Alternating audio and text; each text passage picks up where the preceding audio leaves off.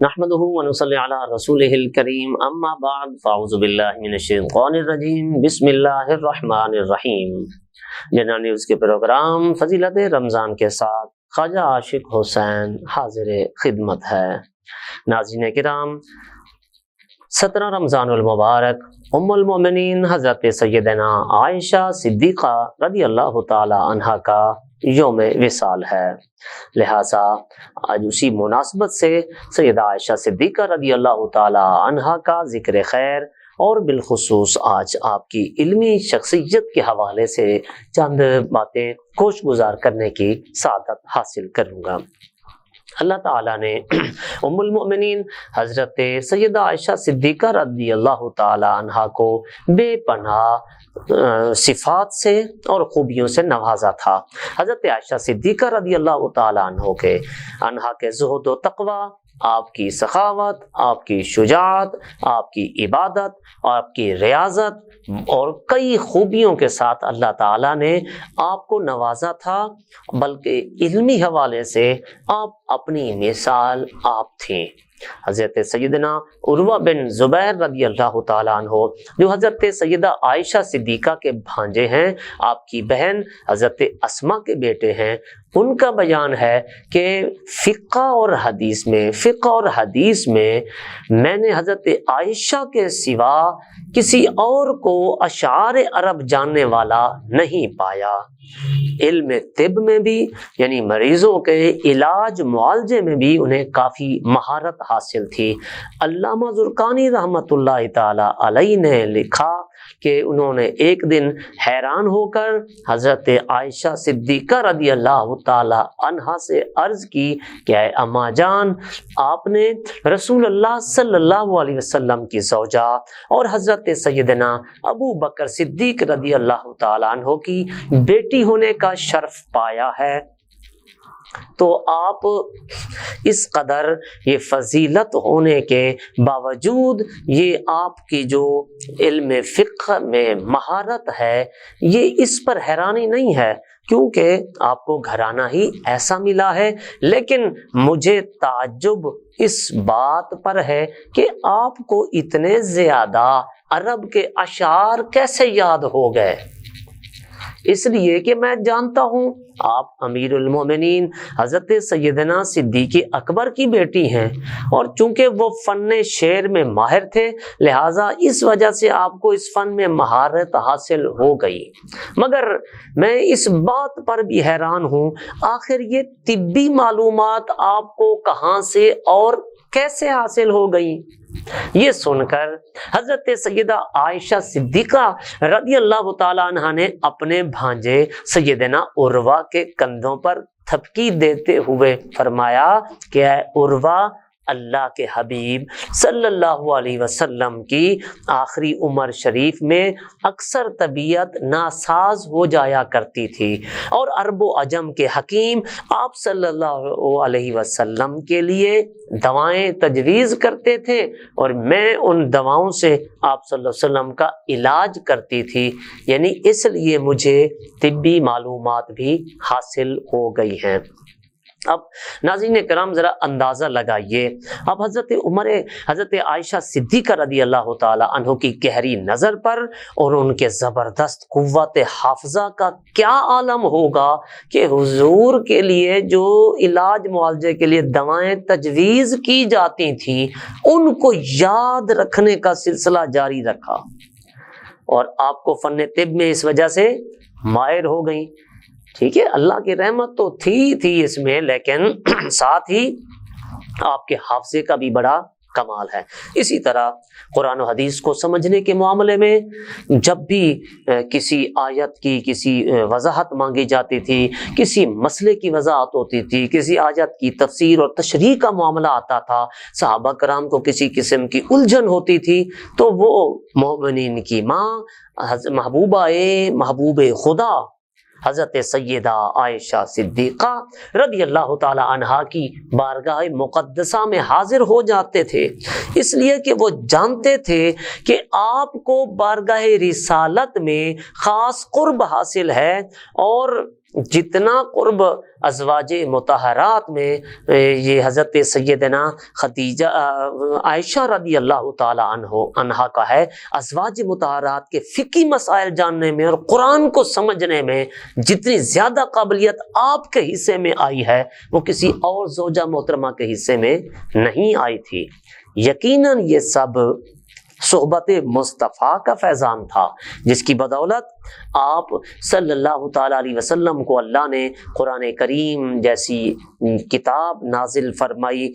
یعنی وہ قرآن کریم کے آیات کے باقاعدہ شان نزول اور حج وغیرہ کے مسائل کا بھی آپ کو علم تھا، اور اصحاب رسول کے سامنے آپ نہایت شاندار انداز میں بیان کیا کرتی تھیں۔ اب یہ ایک اٹل حقیقت ہے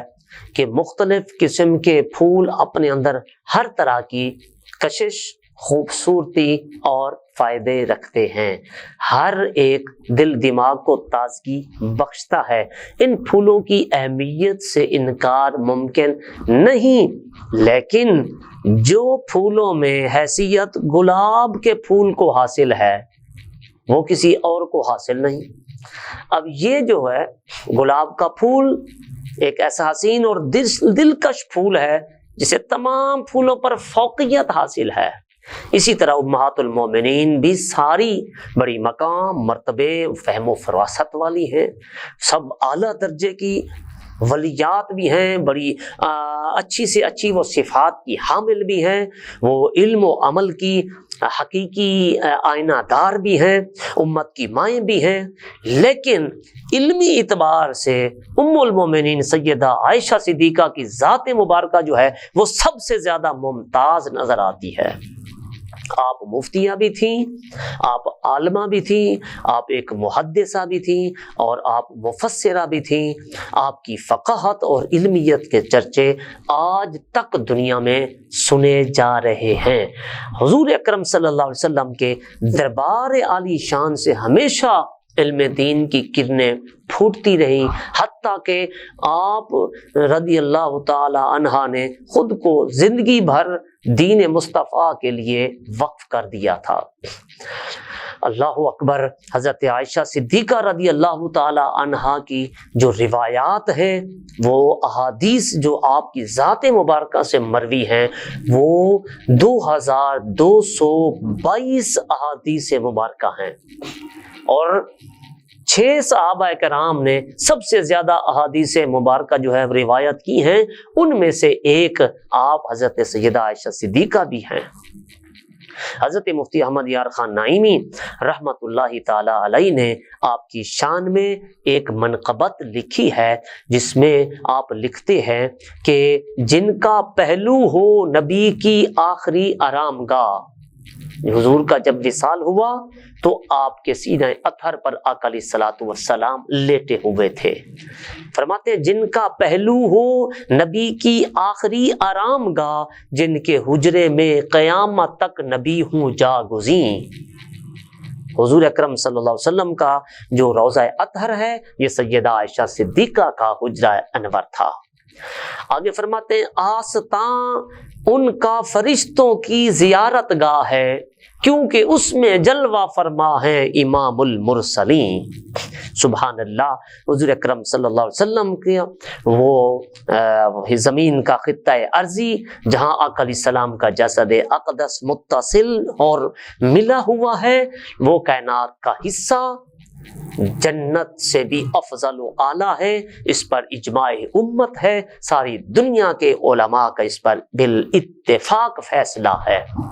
سبحان اللہ۔ اب حضرت سیدہ عائشہ صدیقہ کی علمی شان و جلالت کو ذرا اندازہ لگائیے۔ 2 روایتیں سنیے۔ حضرت عروہ کی ایک روایت آپ نے جو ہے سن لی، حضرت عائشہ صدیقہ سے بڑھ کر کسی کو آپ فرماتے ہیں کہ میراث سے، حلال حرام کے، شعر شاعری سے، اقوال عرب سے اور نسب کا جو علم ہے اس سے بڑھ کر کہتے ہیں کسی کو عالم نہیں دیکھا۔ اسی طرح حضرت ابو سلمہ رضی اللہ تعالی عنہ فرماتے ہیں کہ میں نے نہ تو احادیث رسول کے معاملے میں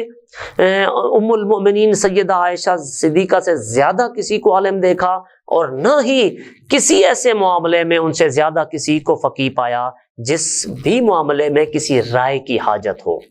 فرماتے ہیں کہ وہ قرآنی آیات کے شان نزول کو اور علم میراث، یہ دو چیزیں ان سے زیادہ جاننے والا اور کوئی نہیں ہوتا تھا۔ اللہ اکبر۔ حضرت سیدہ ایک روایت جو ہے وہ اسی حوالے سے ایک ملتی ہے کہ صحابہ کرام کو جب کسی مسئلے کو سمجھنے کی اور اس کو سلجھانے کی ضرورت پیش آتی تھی، انہیں کوئی دقت و دشواری پیش آتی تھی، تو وہ اپنی علمی پیاس بجھانے کے لیے، اپنی الجھن کو، اس مسئلے کو سلجھانے کے لیے وہ آپ رضی اللہ تعالی عنہ کی بارگاہ میں حاضر ہوتے تھے۔ حضرت ابو موسیٰ اشعری رضی اللہ تعالیٰ عنہ فرماتے ہیں کہ ہم رسول اللہ صلی اللہ علیہ وسلم کے اصحاب پر جب کوئی بات پیچیدہ ہوتی تو سیدہ عائشہ صدیقہ کے پاس جاتے تھے۔ اللہ اکبر۔ حضرت عائشہ صدیقہ رضی اللہ تعالی عنہا عورت ہو کر شرعی مسائل میں کامل مہارت رکھتی تھی، علم کی باریکیوں سے بھی واقف تھی۔ آپ ایک طرف تو ذہین تھی، اس میں تو کوئی قسم کی جو ہے وہ بات اور کوئی ابہام نہیں ہے، لیکن دوسری طرف آپ نے جو کئی اہم ترین علوم و فنون پر عبور حاصل کیا، تو رہتی دنیا تک کے لیے دنیا بھر کی عورتوں کو یہ پیغام دیا کہ علم دین کی برکتوں سے اور اس سے فیض یاب ہونا نہ صرف مردوں کا کام نہیں ہے، یہ عورتیں بھی ہمت کریں تو وہ بھی عالمہ، محدثہ، مفسرہ، بلکہ وہ مفتیہ بھی بن سکتی ہیں، اور معاشرے کے بگاڑ کو سدھارنے کے لیے وہ اپنا کردار ادا کر سکتی ہیں۔ لیکن ناظرین کرام، افسوس یہ ہے کہ آج ایسی سوچ رکھنے والوں کی تعداد جو ہے وہ بہت کم ہے۔ ہماری اکثریت خواتین کی جو ہے وہ علم سے دور ہے۔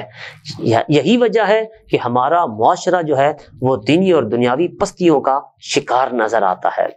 آج ویسے ہی بے عملی بھی زیادہ ہے، اور مسلمان جو ہے وہ خواتین کو، بچیوں کو علم دین اور پڑھانا جو ہے وہ خاص طور پہ انہوں نے چھوڑ دیا ہے،